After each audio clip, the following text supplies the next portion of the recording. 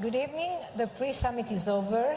3 days of intense exchanges, of intense common work to try to figure out what to do next.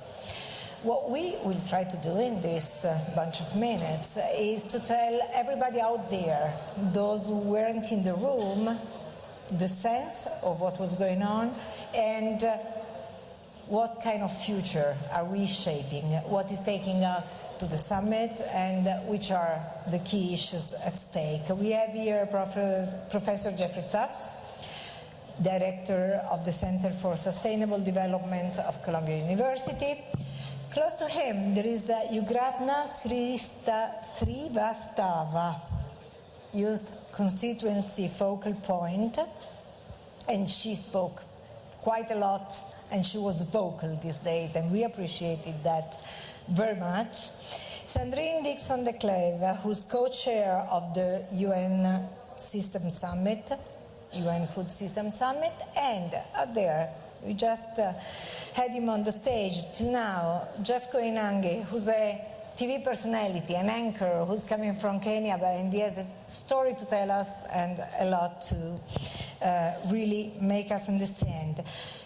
Let's start with Professor Jeffrey Sachs, because you know, you made a speech a couple of days ago in this very room that was impressive in a way, straight to the point. So help us understand what has to be fixed, what is not working out there, because we're speaking about food systems, we're speaking about sustainability, about hunger, about the connection between people, planet, and prosperity. But again, sometimes we have the sense that we're just talking. There are things to be fixed. Professor. We need a new direction in the world. That's why we have Sustainable Development Goals. That's why we have the Paris Climate Agreement. But we need actually to follow through on our words. And following through means putting the money behind the words. Because a lot of what we need to do is investing in the solutions that we've spent 3 days speaking about. Investing in zero carbon energy, which is fundamental if we're going to have a safe world. Investing in the basic nutrition of children who do not have what to eat on a given day. And we know that that is 3 billion people on the planet now. 3 billion that cannot afford a healthy diet. And we go on day by day, maybe unaware, or those who are aware don't act as if this is somehow something normal. So what we've been discussing here, and what I feel we urgently need, is a new direction for how the world economy and our governments and our geopolitics and our multilateral system are actually managed.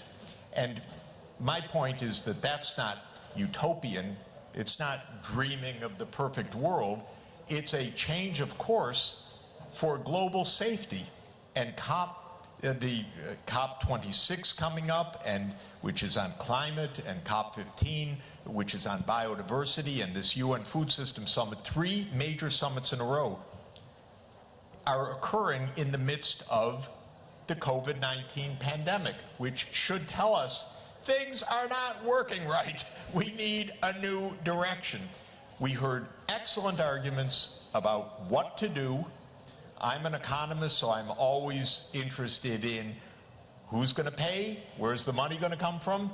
I say the rich people and the rich governments should be doing far more than they're doing if we're going to have an honest system that really solves the problems. We point fingers at the poor, leave them to suffer when it's the responsibility and often caused by the actions of the most powerful people, the richest people, the powerful governments, the powerful companies of the world. So I hope that this discussion, which was wonderful in terms of solutions, now is followed by the real financing and the real power to get it done, because otherwise we're all going down together. Unfortunately, the crisis is that bad. So on one hand, you feel a momentum because of the pandemic, because of this energy that was in the room. Deputy Secretary General just mentioned that, this idea of energy in the room. And on the other hand, the key point is financing, making sure that things will be done. Let me go to you, Gratna, because, you were very outspoken as well, but give us the sense of your positives and negatives, what you see out there. So thank you very much. I would like to start perhaps by the positive, and speaking, of course, from a youth perspective. So this summit has been demonstrating a unique model of engaging young people. Youth have been involved as vice chairs of action tracks, and we have seen, many food system, many UN summits before where youth are like put in a siloed corner that, oh, you have a, group of your own. But this time we saw sort of a cross-sectoral engagement of young people. There were many champions, and of course, Secretariat supported a lot of young people to actually come here in person and participate, which is also an important milestone. We also saw, in terms of good things, the action clusters that are coming out now, which are essentially solutions clusters from the different action tracks, which led the substantive work of the summit. Now, what was not so great, what needs to be improved, I think DSG also pointed this out. The formal constituency of civil society on food systems is not supporting the summit, and we need to say it as it is. And they have to be reached out to, they need to feel included, and at the same time, if they don't want to be included, we have to respect that. And we have to make sure that the outcomes of this summit reflect their voices regardless of whether or not they want to participate in this summit, because otherwise we are not inclusive.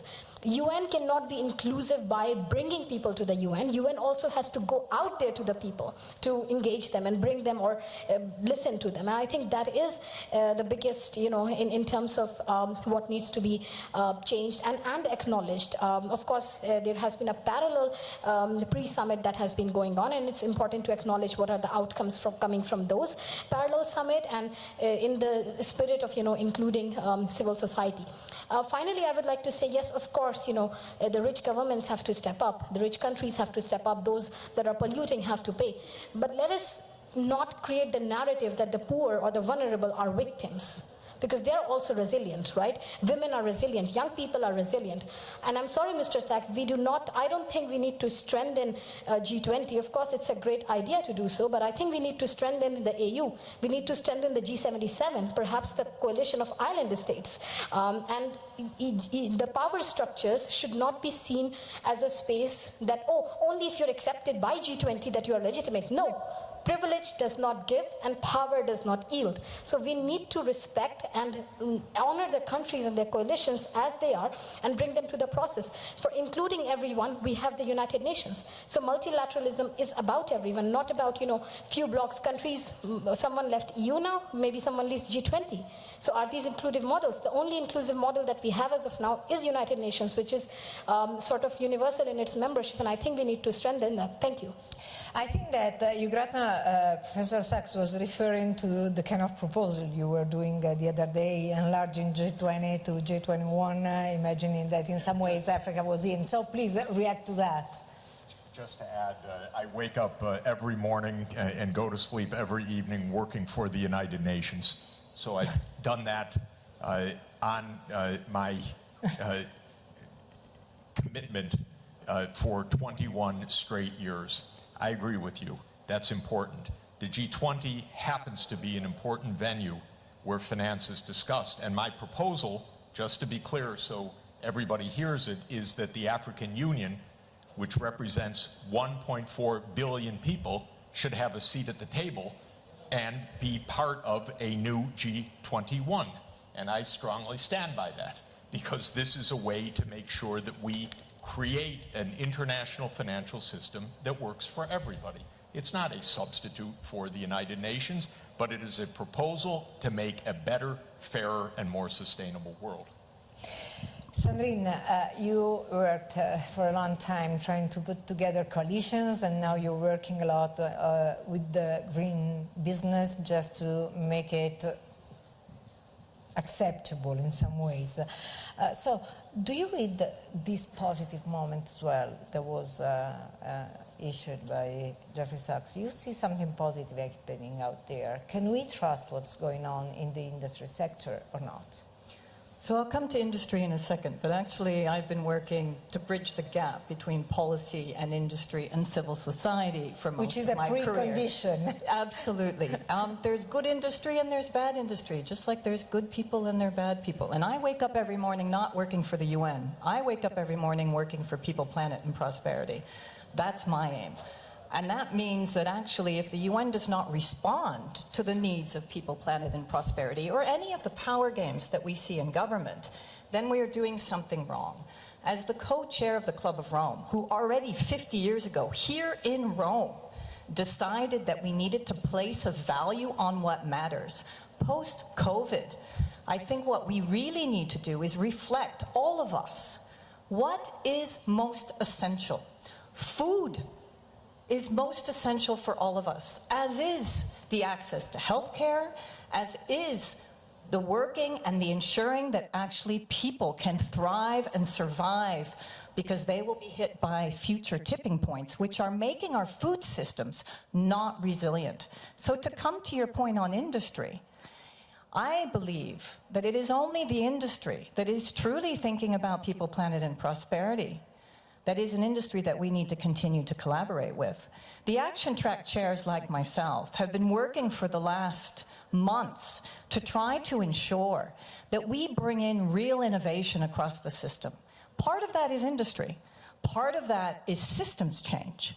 That means looking at the incredible role that women have played through the system, that Indigenous knowledge plays, that the youth, we spoke to so many youth leaders who are in the middle of Yemen or other conflict zones, that during COVID were ensuring that there was access to food, or in the middle of urban zones in New York. The actors that are going to shift and enable us to change the food system are not just here in this room or in the UN corridors of power. The actors that are going to shift the food system are on the ground. And what we need to convey to them is the urgency of the change that is necessary. In the 50 years that the Club of Rome has been around, we have doubled our population. We have tripled the amount of hunger that is existing across the globe. It is not possible that we have not allowed to stop hunger in the way that we should. And yet we have the finances to do it, coming back to Jeff's very important point on investment. It's exactly the opposite of what we promised a bunch of years ago. We were saying we're gonna progress and this is gonna disappear, and I'm talking about hunger, and simply this is not happening. No, it's not. And if what we need to do is get smart and strategic. And I said yesterday in our session, Jane Goodall has given us a challenge. She said, we are the most intelligent species, but we are not the wisest. My challenge to the human species is, let's be wise. Let's optimize. Let's make sure that we shift our subsidies and our finances to what is going against our value system. Let's shift from ego to eco. Let's make sure that people thrive, because we are going to be hit by more pandemics, we are going to be hit by more climate change, and we are going to be hit by more biodiversity loss and conflict, which will only get enhanced. So my challenge to everyone is, let's leave these corridors and make sure that we truly focus on a food system that enables people to be resilient to future shocks and stresses. Jeff, we changed completely the tone, because you are a media star in Kenya, right? No. Yes, No. definitely he is. I want to steal a line from Sandrine, though. Shift from ego to eco. That's a great line. Yeah, there are a bunch of really great lines these days, Yes. to take out and use even with people out there, because there is this problem. We have to reach people out there and make the food central to their general thought, to their public discourse. But you, after these 3 days, you have a different sense of food, of its complexity, of what's involved, or is there anything different from what you saw 3 days ago? You know what, Monica? When you saw 500 people on day 1, at the very beginning, you expected that. Exactly. In person. Day 3, last session, 500 people in person. Yes. Close to 20,000 registered online. That says something right there. It says there's some kind of commitment. These people did not have to be here. Or they could have been here day one and disappeared. It shows some kind of commitment. So, and, you know, a lot of us are about doom and gloom and, you know, glass is half empty, not half full. You heard today. You heard from the people here today. They said, no, it's not half empty, it's half full, or maybe some full, because they're concerned, they're worried. Food, like Sandrine said, is a human right. David Beasley from WFP here the other day said 41 million people are knocking on hunger's door. 41 million. Another expert said we're going to need 40 billion US a year just to get back on course. I mean, come on. Can we do that? We can with this room that was here today, going forward. Yeah, and I do think that what we understood these days is also that we are facing different models and we can act on different levels because there are different constituencies that we can act on local level, at the level of the governments. There are local communities involved. I mean, it was impressive, even the diversity of the room here, which is not so common, you know, it doesn't happen so frequently. So, Professor Sachs, do you think that even this action on different level is important? And are there any examples that we could, you know, tell people out there listening to us as an example that give us a little bit of optimism or gives us an idea of the pathway we've got to follow? I'll come back to the Club of Rome book, which was 49 years ago. Very important book. It showed a trajectory of danger. We're still on that trajectory. We should understand that's because there is a system that works in a particular way.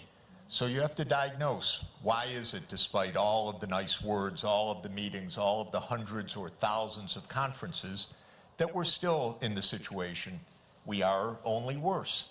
Why are we experiencing climate disasters everywhere? Why is it that the Food and Agriculture Organization last year published its food insecurity report, which showed that 3.5 billion people on the planet cannot afford a healthful diet, and it didn't lead to any reaction politically at all? Because we have a system that ignores even that most basic point. This is a group of committed people. I would say the ideas are tremendous, but ideas have been around for a long time, and unless we change the structures of finance and power, we're not going to change the trajectory. I would say to our food industry in the rich countries, you have poisoned a lot of us. We have 40% obesity in the United States, sugar additives, highly processed foods. You do something just straightforward so that your products are healthful, because they're not healthful right now. And then those companies that are involved in international supply chains, where is your responsibility to make sure that there is sustainability within the supply chains? But then, since I have worked on and studied issues of poverty and poverty change over the last 40 years, we need to help finance solutions that are more fundamental. And as I pointed out at this meeting, the rich countries have mobilized just during COVID $17 trillion of emergency response, whereas the low-income developing countries, less than $2 trillion. So 1/8 for twice the population, roughly.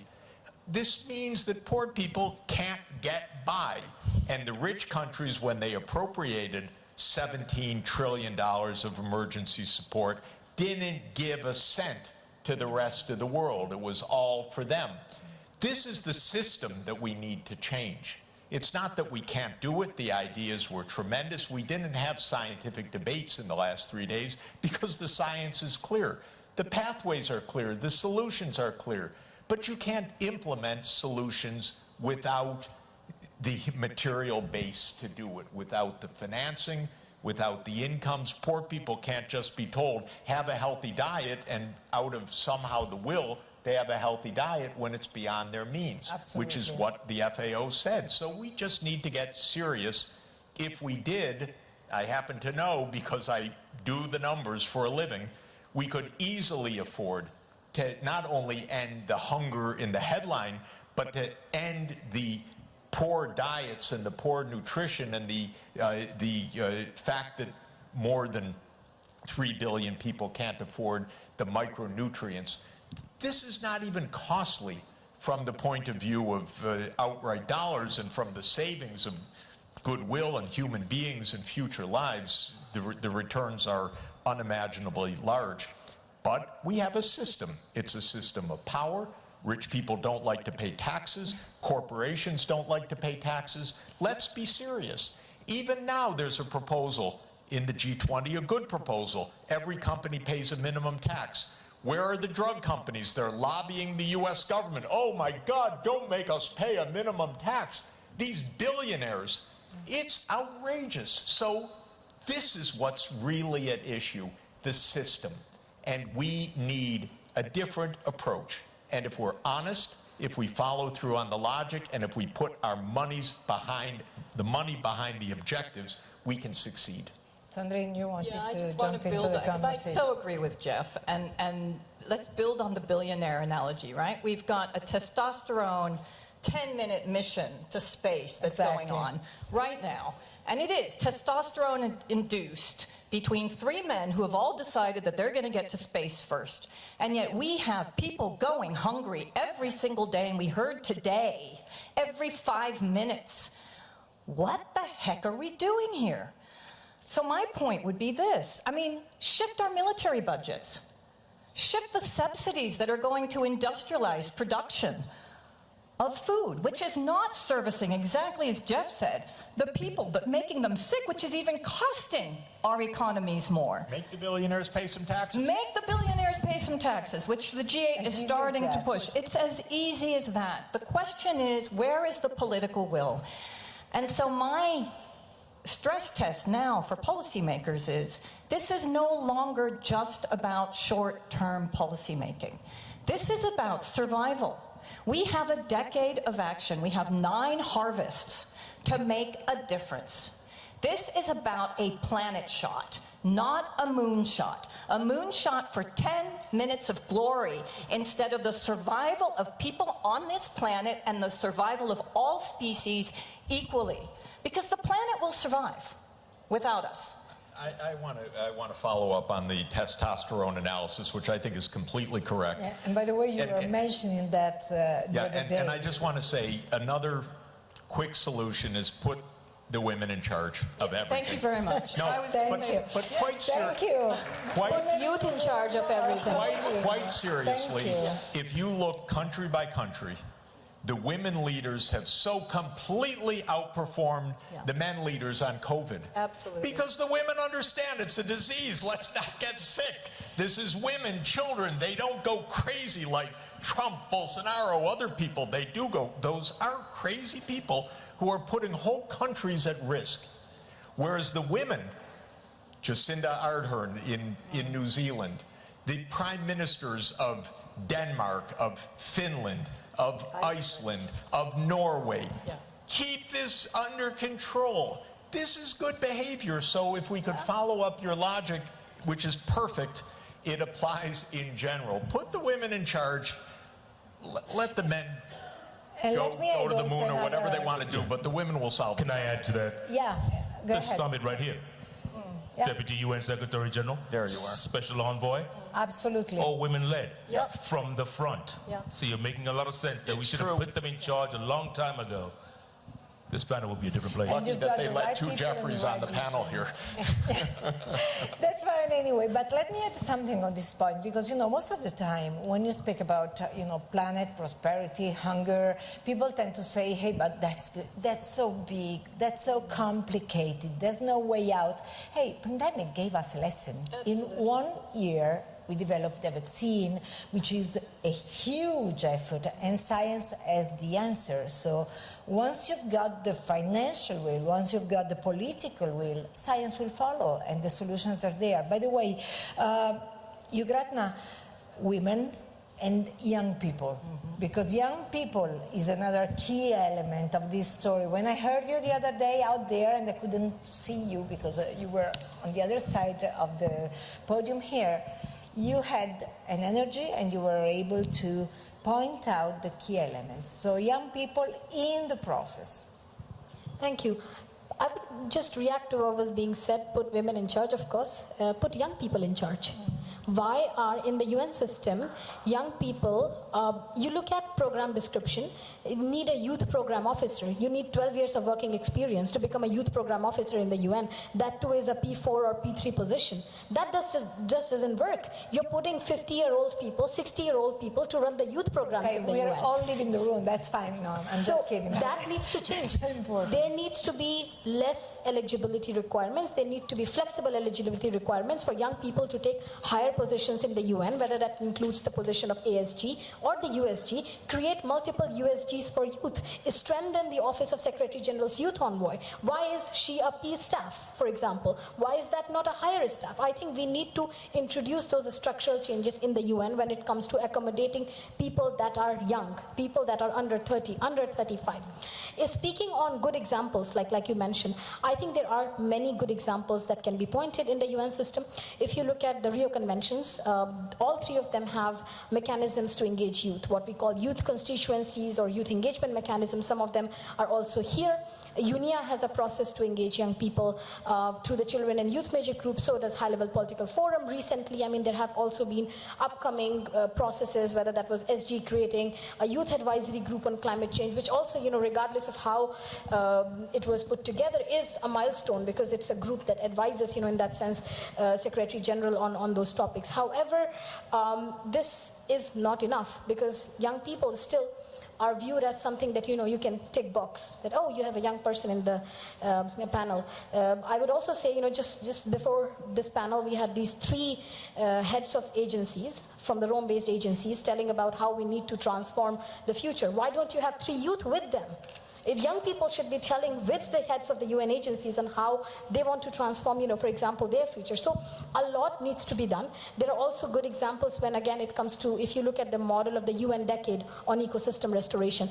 We have been working, I have been leading that for last, you know, 2 years almost. Now we have a designated mechanism to engage youth there in form of youth task force. We are working on a Stockholm Plus 50 process with the Sweden to create like a youth mechanism there, and it's already, you know, rolling on. So there are good things, of course, happening, but we need to make sure that they happen in diversity of processes as well. Thank you. Absolutely, the diversity of the process is key.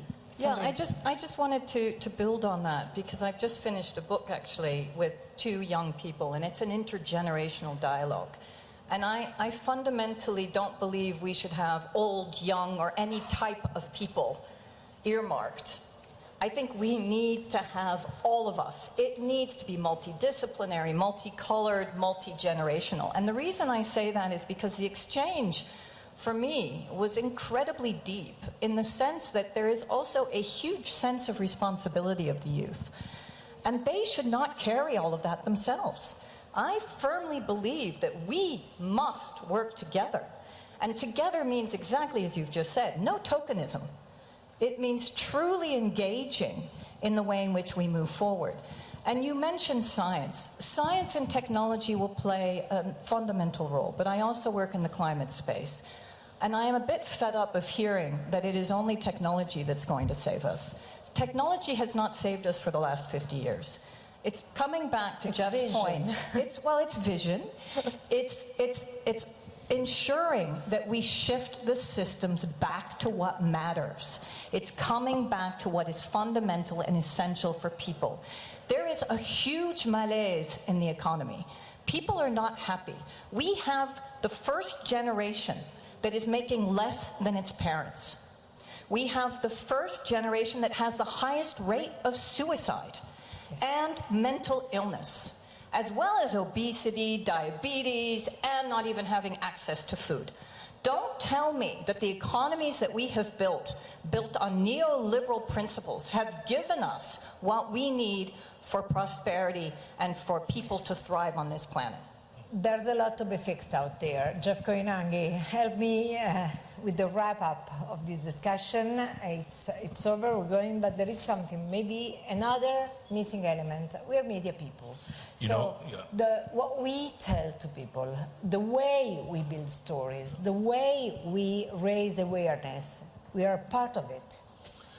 You know what, we, not you, we don't want to be the generation that our children will blame for destroying the earth. We don't want to be that. And the time for action is not, there's been a lot of talk. And yes, exactly. Some people talk the talk. But you can see the goodwill is there. And they're willing to walk the walk. And the time to start is not, I think a Nigerian foreign minister said, there's no better time to start than now.